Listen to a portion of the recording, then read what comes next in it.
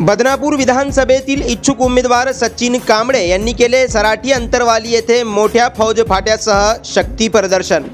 बदनापूर विधानसभा मतदारसंघासाठी इच्छुक उमेदवार म्हणून सामाजिक कार्यकर्ते सचिन कांबळे यांनी घेतली मनोज जरांगे पाटील यांची भेट।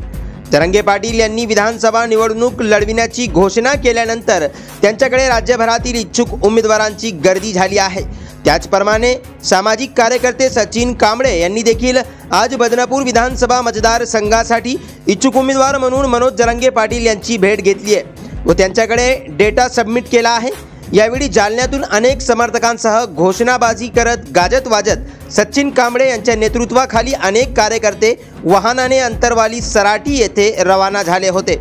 यावेळी सचिन कांबळे यांनी अंबड येथे छत्रपती शिवाजी महाराज व डॉक्टर बाबासाहेब आंबेडकर यांच्या पुतळ्याला पुष्पहार अर्पण करून अभिवादन केले आहे आणि सराठी अंतरवाली येथे रवाना झाले। यावेळी अनेक कार्यकर्त्यांची उपस्थिती होती।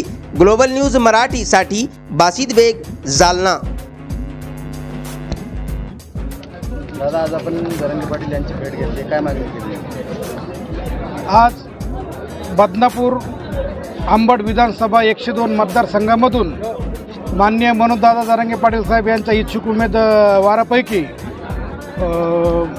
ह्या येणाऱ्या विधानसभेसाठी मी सचिन कांबळे बदनापूर 102 अंबड विधानसभेमधून इच्छुक आहे आणि आज आम्ही आमच्या सगळ्या ताफ्यासोबत या ठिकाणी आलेलो आहेत आणि सांगते वेळेस या गोष्टीचा आनंद होतोय की सर्वसामान्याच्या जनतेच्या प्रश्नासाठी या ठिकाणी सर्व समाज बदनापूर मतदारसंघामधले लोक सर्व माझ्यासोबत आहेत आणि या ठिकाणी आपण मोठ्या उत्साहामध्ये सर्व प्रकारचे मंडळी या ठिकाणी येत आहे आणि या ठिकाणी प्रत्येक समाजाला ज्या जातीसाठी, ज्या मराठा समाजासाठी आपण लढत आहोत त्या समाजाच्या सोबत इतर सर्व समाजाला या ठिकाणी घेऊन जायचं काम माननीय मनोजदादा जरांगे पाटील करत आहे आणि यावेळेस बदनापूर विधानसभेमधून माननीय मनोजदादा जरांगे पाटील जे सीट उभा करत ते सीट निवडून देणार या सर्व जनतेची अशी मागणी आहे। किती लोक आलेले आहे, किती गाड्या आहेत टोटल? आम्ही या ठिकाणी एक 30-35 गाड्या घेऊन आलेलो आहोत आणि सर्व